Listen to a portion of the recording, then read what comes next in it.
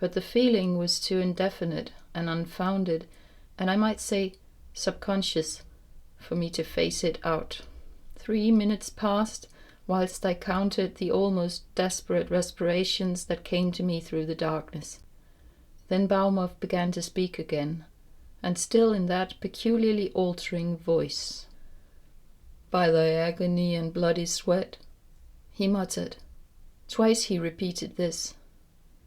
It was plain indeed that he had fixed his whole attention with tremendous intensity in his abnormal state upon the death scene. The effect upon me of his intensity was interesting and in some way extraordinary. As well as I could, I analyzed my sensations and emotions and general state of mind, and realized that Baumoff was producing an effect upon me that was almost hypnotic.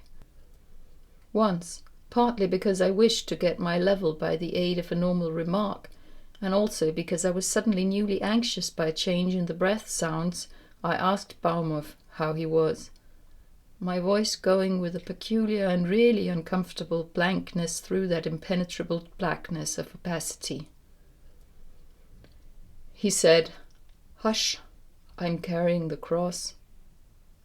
And you know, the effect of those simple words spoken in that new toneless voice, in that atmosphere of almost unbearable tenseness, was so powerful that suddenly, with eyes wide open, I saw Baumoff clear and vivid against that unnatural darkness, carrying a cross, not as the picture is usually shown of the Christ, with it crooked over the shoulder, but with the cross gripped just under the crosspiece in his arms, and the end trailing behind, along rocky ground.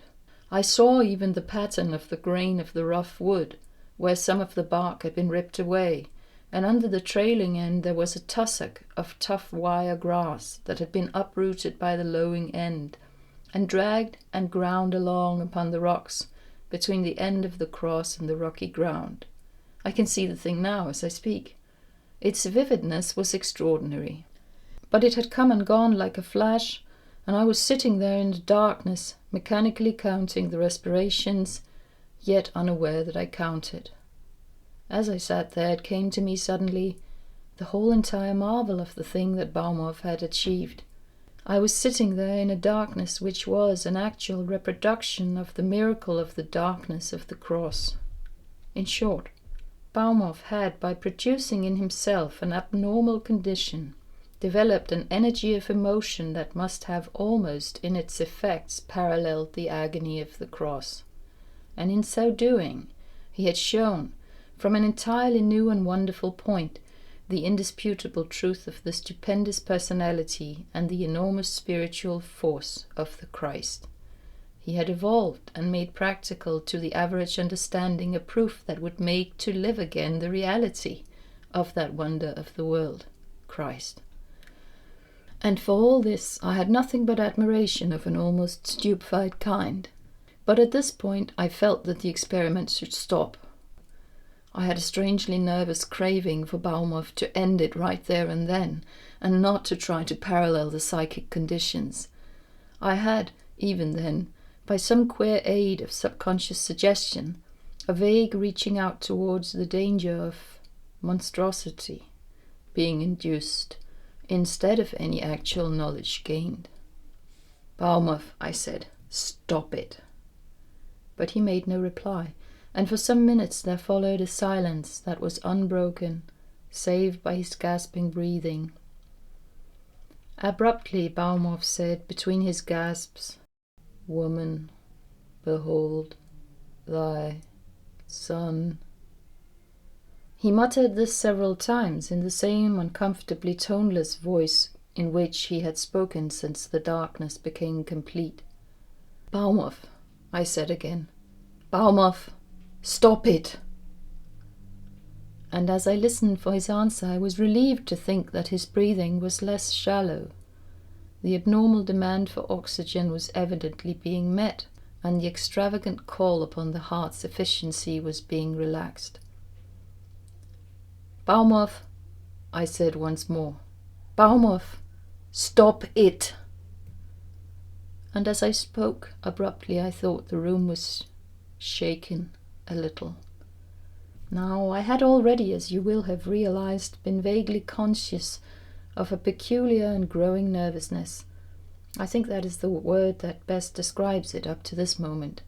At this curious little shake that seemed to stir through the utterly dark room, I was suddenly more than nervous. I felt a thrill of actual and literal fear, yet with no sufficient cause of reason to justify me, so that, after sitting very tense for some long minutes and feeling nothing further, I decided that I needed to take myself in hand and keep a firmer grip upon my nerves. And then, just as I had arrived at this more comfortable state of mind, the room was shaken again, with the most curious and sickening oscillatory movement that was beyond all comfort of denial. "My God," I whispered, and then with a sudden effort of courage I called, "Baumoff, for God's sake, stop it!" You've no idea of the effort it took to speak aloud into that darkness, and when I did speak, the sound of my voice set me afresh on edge. It went so empty and raw across the room, and somehow the room seemed to be incredibly big. Oh, I wonder whether you realize how beastly I felt, without my having to make any further effort to tell you. And Baumoff never answered a word, but I could hear him breathing a little fuller, though still heaving his thorax painfully in his need for air.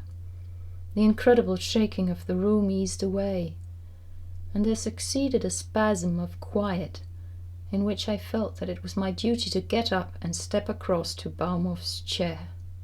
But I could not do it. Somehow I would not have touched Baumoff then for any cause whatever. Yet, even in that moment, as now I know, I was not aware that I was afraid to touch Baumoff. And then the oscillations commenced again. I felt the seat of my trousers slide against the seat of my chair, and I thrust out my legs, spreading my feet against the carpet to keep me from sliding off one way or the other onto the floor. To say I was afraid was not to describe my state at all. I was terrified, and suddenly I had comfort in the most extraordinary fashion. For a single idea literally glazed into my brain and gave me a reason to which to cling. It was a single line. Either the soul of iron and sundry stuffs, which Baumoff had once taken as a text for an extraordinary lecture on vibrations in the earlier days of our friendship. He had formulated the suggestion that, in embryo, matter was, from a primary aspect, a localized vibration, traversing a closed orbit.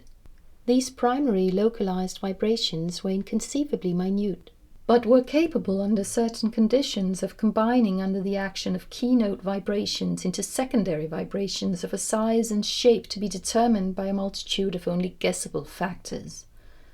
These would sustain their new form as long as nothing occurred to disorganize their combination or depreciate or divert their energy. Their unity being partially determined by the inertia of the still ether outside of the closed path which their area of activities covered. And such combination of the primary localized vibrations was neither more nor less than matter. Men and worlds, aye, and universes. And then he had said the thing that struck me most. He had said that if it were possible to produce a vibration of the ether of a sufficient energy, it would be possible to disorganize or confuse the vibration of matter. That, given a machine capable of creating a vibration of the ether of a sufficient energy, he would engage to destroy not merely the world, but the whole universe itself, including heaven and hell themselves, if such places existed, and had such existence in a material form. I remember how I looked at him, bewildered by the pregnancy and scope of his imagination, and now his lecture had come back to me to help my courage with the sanity of reason. Was it not possible that the ether disturbance which he had produced had sufficient energy to cause some disorganization of the vibration of matter in the immediate vicinity, and had thus created a miniature quaking of the ground all about the house, and so set the house gently ashake. And then this thought came to me, another and a greater flashed into my mind. My God, I said out loud into the darkness of the room. It explains one more mystery of the cross, the disturbance of the ether caused by Christ's agony, disorganized the vibration of matter in the vicinity of the cross, and there was then a small local earthquake, which opened the graves and rent the veil, possibly by disturbing its supports. And of course the earthquake was an effect and not a cause, as belittlers of the Christ have always insisted. "Baumoff," I called. "Baumoff, you've proved another thing. Baumoff, Baumoff, answer me. Are you all right?" Baumoff answered, sharp and sudden out of the darkness, but not to me. "My God," he said. "My God." His voice came out at me, a cry of veritable mental agony. He was suffering, in some hypnotic-induced fashion, something of the very agony of the Christ himself. "Baumoff!" I shouted, and forced myself to my feet. I heard his chair clattering as he sat there and shook. "Baumoff!" An extraordinary quake went across the floor of the room, and I heard a creaking of the woodwork, and something fell and smashed in the darkness.